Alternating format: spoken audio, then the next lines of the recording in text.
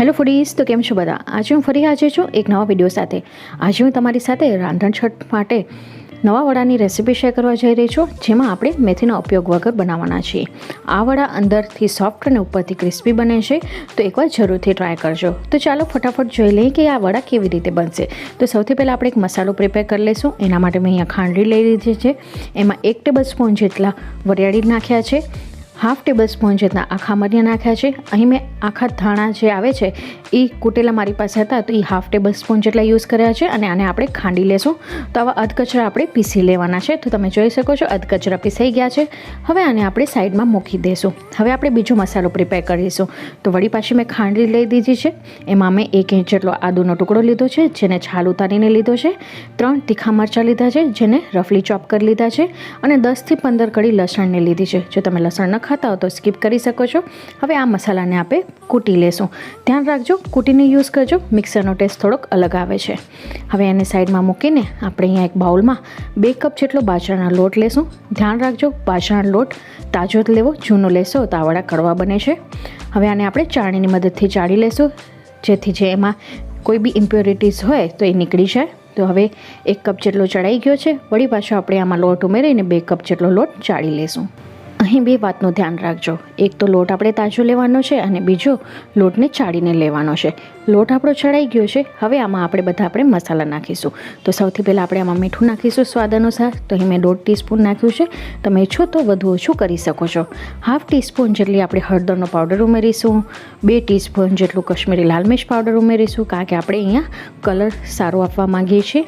તીખાશ માટે આપણે લીલા મરચાં ઉમેર્યા છે. હવે આમાં આપણે નાખીશું 2 ટીસ્પૂન જેટલું ધાણા જીરું પાવડર અને 1 ટીસ્પૂન જેટલું ગરમ મસાલો. ગરમ મસાલાનો ટેસ્ટ આ વડામાં બહુ જ સારો લાગે છે, એટલે જરૂરથી ઉમેરજો. હવે આનામાં આપણે આનો ટેસ્ટ વધારવા માટે 3 થી 4 ટીસ્પૂન જેટલી ખાંડ એડ કરીશું.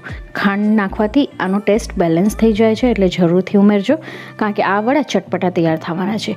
હવે આપણે જે આદુ લસણ અને મરચાંની પેસ્ટ જે કૂટીને રાખી હતી એ અંદર ઉમેરીશું અને સારી રીતે અહીં એને આપણે મિક્સ કરી લઈશું.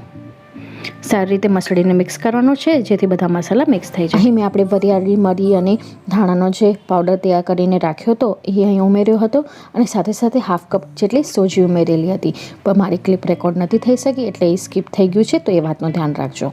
હવે અહીં આપણે 6 થી 7 ચમચી જેટલું ખાટું દહીં ઉમેરીશું. ખાટું દહીંનો યુઝ કરજો, જેથી ટેસ્ટ વધુ સારું આવે. મોડા દહીંનો ટેસ્ટ આ વડામાં સારો લાગતો નથી. હવે અને આમાં આપણે આનો ટેસ્ટ વધારવા માટે અહીં મેં પાલકની ભાજી લીધી છે, જેને મેં ધોઈને સૂકી કરી અને એને ઝીણી ઝીણી સમારી લીધી છે. હવે આમાં આપણે એડ કરીશું મેથીની જગ્યાએ અહીં આપણે પાલકનો યુઝ કર્યો છે. પાલકનો ટેસ્ટ આ વડામાં બહુ જ સારો લાગે છે, એટલે એકવાર આ ટેસ્ટથી વડા ઘરે જરૂર બનાવશો, તમને બહુ ભાવશે. સારી રીતે મિક્સ કરવાનું છે, એ વાતનું ધ્યાન રાખજો. જો અહીં તમને જરૂર પડે ને તો તમે અહીંયા છાશ ઉમેરી શકો છો. તો અહીંયા આપણું મિક્સર થોડું ડ્રાય લાગી રહ્યું છે, એટલે હું આમાં થોડી કરીને છાશ ઉમેરીશ. જરૂર પડે તો જ છાશ ઉમેરવાની છે. મેં અહીં 1/4 કપ જેટલી છાશ ઉમેરી છે અને આનો કડક લોટ બાંધી લેશું. અહીં આપણો કડક લોટ બંધાઈને તૈયાર થઈ ચૂક્યો છે.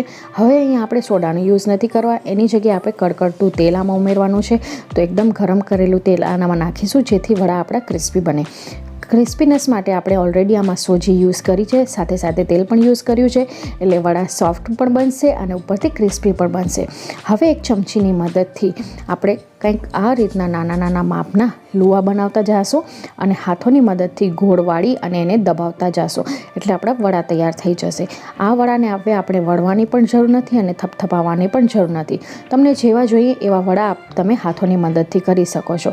જો થોડાક પાતળા જોઈએ તો એ રીતે કરવાના, થોડાક જાડા જોઈએ તો એ રીતે દબાવવાના. જો અહીં તમારો હાથ ચોટે ને તો તમે તેલવાળા હાથેથી પણ વડા બનાવી શકો છો. આ પ્રોસેસથી તમારા વડા ફટાફટ બની જશે અને વાર પણ નહીં લાગે. તો આવી રીતે હું બધા લોટમાંથી વડા બનાવી લઈશ. તો તમે જોઈ શકો છો બધા વડા તૈયાર થઈ ચૂક્યા છે. હવે આનો ટેસ્ટ વધારવા માટે આપણે ઉપરથી થોડાક તલ ભભરાવીશું. આ દેખાવમાં પણ સારા લાગે છે. ભભરાવીને આવી રીતે હાથોથી દબાવી દેવાના, જેથી તળતી વખતે તલ આપણા નીકળી ન જાય. તો આવી રીતે બધા વડા ઉપર મેં તલ લગાડી દીધા છે. અહીં મેં બીજી બાજુ તેલ ગરમ કરવા માટે મૂકી દીધું હતું. તો આપણે મીડિયમ ગરમ તેલમાં આ વડાને તળવાના છે. તો અહીં આપણું તેલ આવી ચૂક્યું છે. તો ધીરે ધીરે કરીને આપણે આમાં એક વડું નાખતા જઈશું અને જ્યાં સુધી ગોલ્ડન બ્રાઉન ન થાય ત્યાં સુધી આપણે એને તળવાના છે. વડા નાખતી વખતે આપણે હાઈ ફ્લેમ રાખીશું અને જ્યારે વડા નખાઈ જાય એ પછી એકદમ સ્લો ફ્લેમ ઉપર આપણે આને પકાવવાના છે, જેથી અંદરથી કાચા ન રહી જાય અને ઉપરથી એકદમ ક્રિસ્પી બનીને તૈયાર થાય. તો હવે આ વડાને આપણે ગોલ્ડન બ્રાઉન થવા સુધી પકાવી લેશું. તો તમે અહીં જોઈ શકો છો બંને બાજુ સરસ ગોલ્ડન બ્રાઉન કલર આવી ચૂક્યો છે, એટલે કે આપણા વડા તળીને એકદમ તૈયાર થઈ ચૂક્યા છે. તો આને આપણે હવે પ્લેટમાં કાઢી લેશું. આવી જ રીતે હું બધા વડાને તળીને તૈયાર કરી લઈશ. તો તમે જોઈ શકો છો કેટલા સરસ ક્રિસ્પી વડા આપણા તૈયાર થઈને આવ્યા છે. તો ચાલો આ વડાને હું તમને તોડીને પણ બતાવું છું કે અંદરથી કેટલા સરસ બન્યા છે. તો ગાઈસ, આજનો મારો વિડીયો કોઈ પણ કારણસર તમને ગમ્યો હોય તો પ્લીઝ વિડીયોને લાઇક, શેર, ચેનલ સબસ્ક્રાઈબ કરવાનું ન ભૂલતા. સાથે સાથે બાજુમાં આપેલી બેલ બટનને જરૂરથી દબાવજો, જેથી મારે આવનારી વિડીયોઝની નોટિફિકેશન તમને મળતી રહે. હું જલ્દી મળીશ એક નવા વિડીયો સાથે. ત્યાં સુધી આવજો. બાય.